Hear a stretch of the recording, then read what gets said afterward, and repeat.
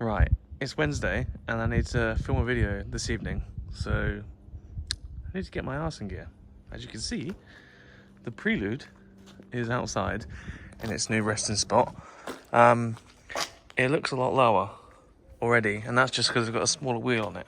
I'm going to get on the ramp today, and we're going to go through it and make a list, see what needs to be done, and see where we can improve, because I want to make this car really cool and do it a lot of justice, and you need to make a plan.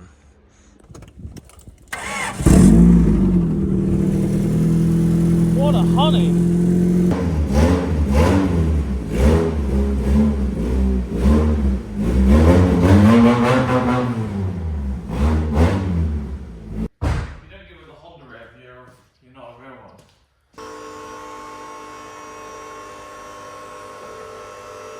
Now, if you're watching this video, you will know about this car. If not, go watch the last video about it.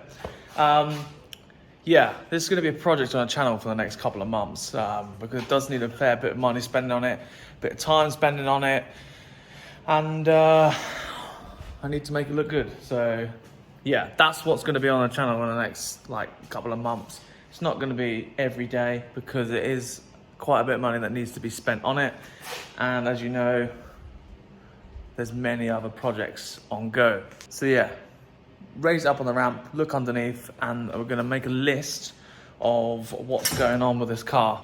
Making a list is really good because you know straight away what you need to do, and you don't get involved and then get halfway through and go, oh, now this, now this, now this. You don't want any surprises, so you want to know everything straight away. This right here is my list, which is nice. Now, if you watched the last video, you will know that this car is already on hydraulics, but it doesn't go as low as I would like. So, obviously, I put these are off the van. If you notice that, the wheels that weren't on the, what?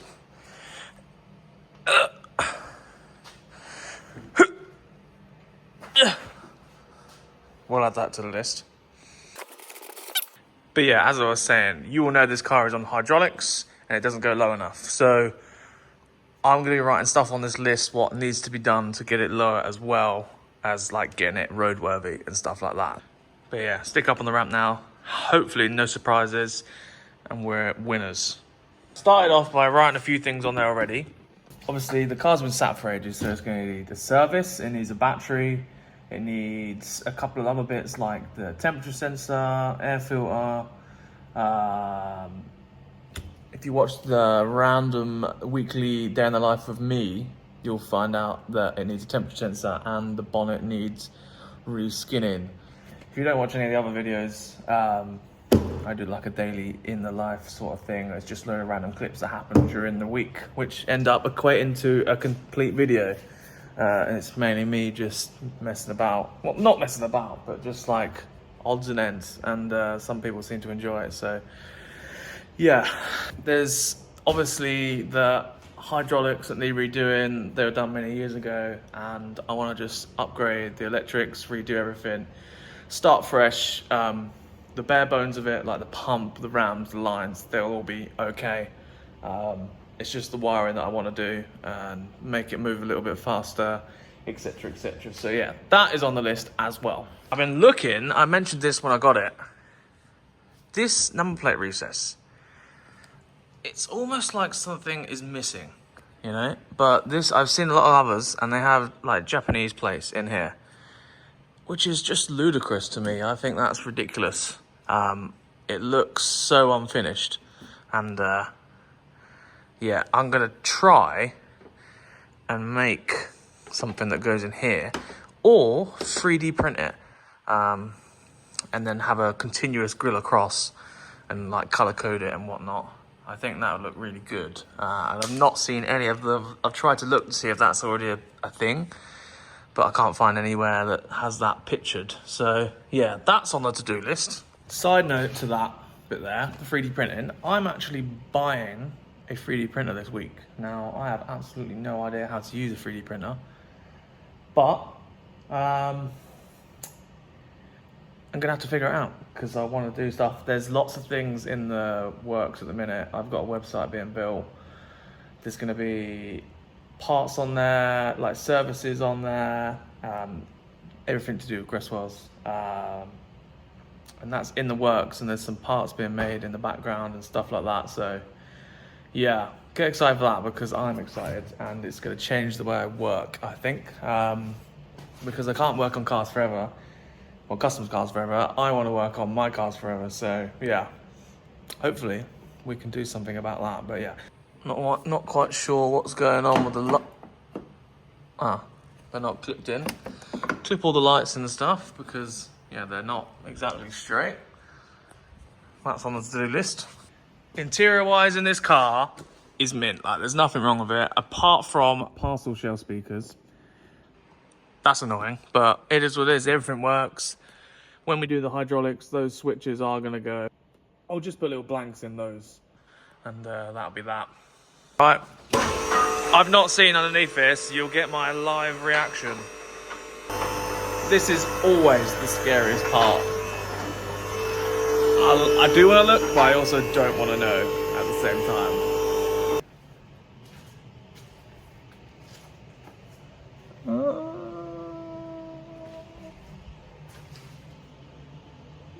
Okay. It's okay.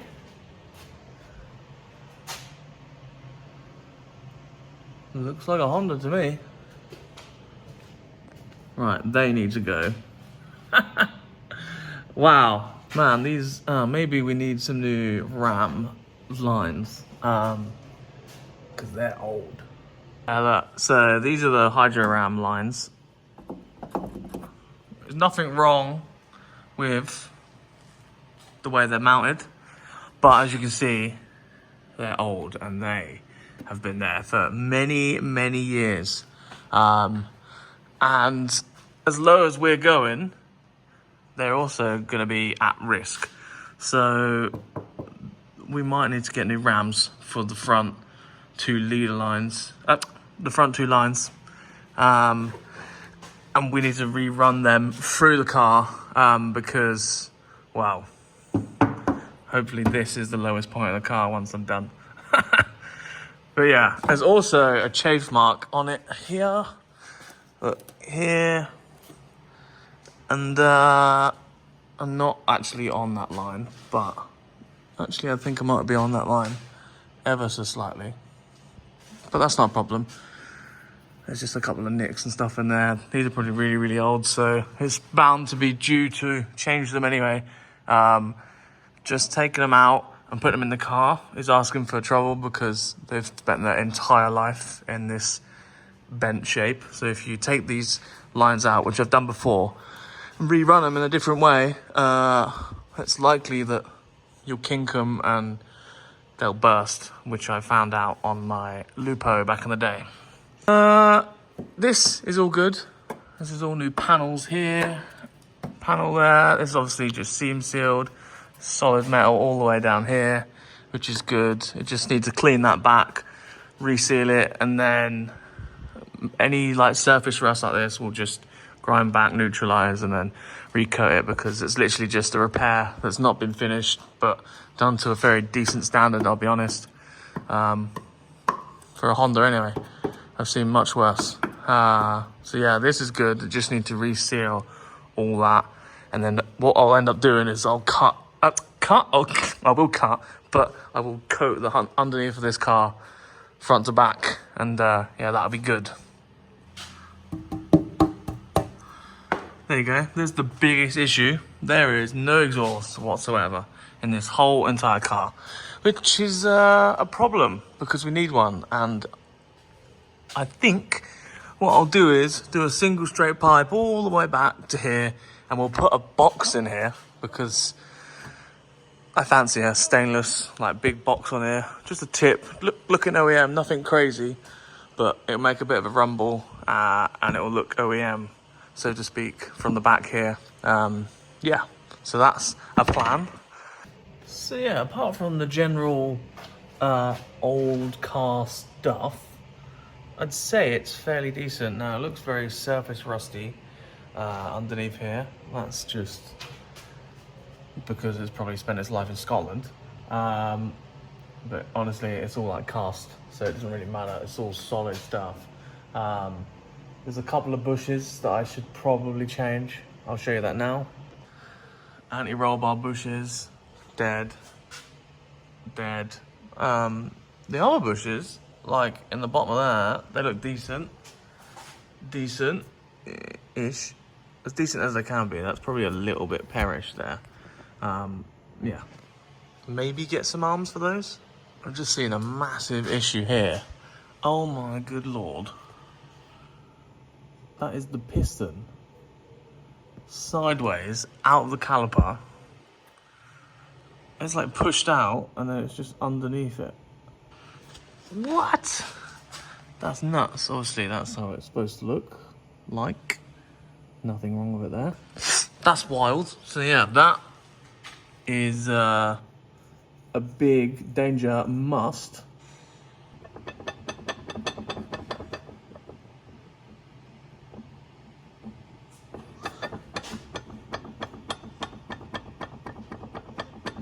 Nuts. Anyway, aside from the general maintenance stuff, it's actually decent. I was never worried about any of that sort of stuff, really. I knew it needed some work. I didn't know the caliper was falling to bits, so it really needs a caliper now. But my main concern for getting it on the ramp was clearancing and stuff like that, because, as you know, I like to make things lower. And this car is exactly the same. I say exactly, very, very similar to my Honda Legend that I built like 2 years ago. Now, that was a car on hydraulics as well. And I went to town with that. I had big wheels on it, laying sills on the floor. I literally went into that car and I know all the ins and outs of the chassis now. And this is like identical chassis. When I say identical, very, very, very similar. So there's things that I need to do to this to make this car better. And that includes this subframe here. As you can see, it's hit there and it's hit there. This subframe needs raising, which will be raised like 25 mil or so. Yeah, that needs raising. When we raise this, it will also raise the front engine mount there. So that'll raise the engine as well when we raise this. So I might not have to raise the engine alone because it might just raise it enough with just this. You got to remember that the bonnet is very close to the top of the engine, so we need to raise it strategically. I say that because you can lift the front up and it'd be a nightmare. If you raise the back up, you get more clearance and the engine goes higher. But a lot of people will just raise the front mounts and call it a day, but we need to raise it in a fashion where it just clears the bonnet. So yeah, that's on the to-do list. Also on the Legend, my chassis rails were like down here. So I took all the interior out and then I ended up welding the chassis rails on the inside of the car. Now, these chassis rails are quite slim compared. It's now, you can just see here, this bulk of it is quite low. But if you come all the way back here, it's quite shallow. So these like get bigger as they get to here. Now you can see that just about there, it starts swooping down. Same on this side, starts swooping down there. I'll get my trusty stick. That's about an inch away from the pinch weld. So yeah, that's pretty decent. If I can take an inch out of this chassis rail here, drop that, take an inch up here and then just sort of taper it in, that would help out there. Yeah, I need to really decide if I want to go nuts with it or just call it a day and then get it a little bit lower, because the extra inch is a lot of work. It is a lot of work, but at the same time, I really do fancy it. But at the same time, again, is it worth it? You know, so I need to decide if I want to go ridiculous with it or just, you know, deal with it as it is. I think it'll still look good regardless, but I just need to know where it's going to look like with wheels. If it looks right on the wheels, then I'm not worried about it literally laying on the floor. But at the same time, just bragging rights, isn't it? If it lays completely flat, I know in my head that I'll be happy, and it's just cool to do otherwise. So yeah, I'll need to figure out if that's going to happen. At least it's going to be a good inch or so lower. We're talking like a couple of mil is what the difference between laying flat and just slightly higher than flat. Yeah, obviously you'll see in time, so yeah, I'll figure that out. This spindle here, that's hitting up there. You can see a very solid, where that nut is, and then the top of the ball joint is hitting. So that's hitting up there really hard. So I mentioned it, I think I mentioned it in the last video, but you can chop spindles. If you chop the spindle, that brings that top ball joint down. Now that will then let the suspension continue to articulate up, and the ram will drop further down, giving you more low. So yeah, that's another thing that I need to do. And I need to do that on 4 corners. So like this one, and even the back one. So on the back one, these are obviously 4-wheel steer spindles. Now I have never, ever done anything with 4-wheel steer. I don't see an issue of me cutting that up there and shortening it, because, well, to be honest, it's exactly the same as like a normal car. It just steers. So yeah, that should be fine, but you've got to make sure that it's going to work properly, because if that goes wrong, that's probably a really expensive spindle to replace. So yeah, we'll just hope and pray that these ones go right. Exhaust, obviously that is battered. When we raise the engine, that will also raise, so that won't be a problem. This like cross brace, well, as much as people say you need it, this also doesn't even have a bush in there. So yeah, ignore that. It only hangs down as much as this exhaust, so I'm contemplating just modifying it a bit. Once this subframe's raised, it's obviously not going to fit, so we might section the back half here where it bolts to the subframe and just let it go with the engine, because at the same time this will act as a like a protection for the bottom of the gearbox, because as you can see, it's not even touched the gearbox once, it's just all on this brace. Subframe, engine, exhaust, bracing, everything, all that will end up being one whole job, and you'll do it all at the same time. So that shouldn't be a problem there. What I will do is I'll probably weld a plate from here to the subframe and then back over this sump. Same again on the gearbox side. I'll basically weld it to this and then weld it to here with like a tack on there, and then it'll obviously be welded at the back here. Same reason, I don't want to smash the gearbox or the sump. And I know we are raising the engine and gearbox, but there's not a lot of space underneath there, and I will be dragging this car around and smashing off the floor and stuff because it's on hydraulics and that's what it's made to do. So I'm gonna make some skid plates at the same time to go underneath it, just because I don't want to fix it. Yeah, it looks rough now, but it will be decent in the end. I'm thinking when I get it painted, obviously it's like a silvery grey colour. If I get the lower half painted in the same colour and then wrap over it in like a pure silver, I think the two-tone will go well. They're very similar colours, so I think it'll look good. It'll look like a nice contrast, and it won't be so in your face, but it'll be subtle enough to not notice it at the same time.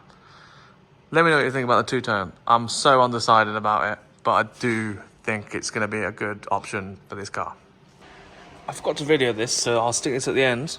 The boot build, as good as that is there, we need to put 2 batteries in here. So I'm going to need to make like a little base plate that sits here, 2 batteries in here, And then obviously all the battery cables and stuff will run inside the car. So that's another thing that I need to do. I forgot to mention that. So yeah, in the grand scheme of things, I'm relatively happy with the outcome. It's just a bit of surface rust underneath, which is just because the repair wasn't finished. Everything looks as I expected, apart from the caliper falling to bits. Yeah, the car is decent, you know. There's a lot of work, but I'm excited for it. I love Hondas. Hondas are so good. And yeah, I want to do this one justice. I want to, you know, really make sure that this car can be done exactly how I want it to be done, basically. Because it is a really low car as it is. When you're in it, it has to like lay down because it's literally so shallow. And when it's on the floor properly, like it's literally going to be at your hips. It's going to be like a little GT40, and it's going to be able to go underneath like barriers and stuff. So that's another reason why I'm thinking like, do I just make it really low? Because I really want to make it like, I want to be able to drive underneath a barrier at some point, because I think that would be so good. You're not paying for car parking fees because you're going straight under the barrier. I just want to do that. I want to do some cool stuff with it and enjoy it. But this will be my car to drive next year. Some would say you should do your Toyota and get it on the road, because you'll spend the same amount of money on the Toyota than you would this. But you know, this is so much closer to driving, and the Toyota is a bigger project in my eyes. Like, the end goal for that car is very clear, and I won't be happy until it gets to that point. So this car, to tide me over, I'm going to enjoy that, because this year I've had such a boring year, not having anything to drive. Any like car or social event that I've been to, everyone's like, oh, what you brought this time? Yeah, just my van, and it's so upsetting and pathetic, and gutting really, but we're making moves, so next year is a lot easier for me in that sense, and I get to enjoy my life. And also, it's a Prelude 4-wheel steer. It's gonna be cool. So yeah, bear with me on that one. I think I might start by chopping the spindles first. Once I've chopped the spindles, I can get it laying on the floor, and then I can size up the wheels that I want for it, because I'm really undecided if I want 14s or 15s. I think 14s, but every single low one of these has always had 16s or 17s. So, well, not even 17s. They just don't go low, and I need to take it upon myself to do that, I do believe. So yeah, thank you for watching. I think I'll strip it next week, get the spindles off, get this project going. Obviously it's not going to be continuous, but it will be here mainly over the next couple of months, and hopefully I can have it like on the road for the new year, because I think that'll be decent. I think the main priority is getting the paint sorted. After all that, like, I can get it all running and driving. It's just the paint that's very expensive, and as you can tell, I've got a lot of other projects on the go. So also, wheels are really expensive as well. So which bit do I start with? That's the question. We'll see. Anyway, thank you for watching.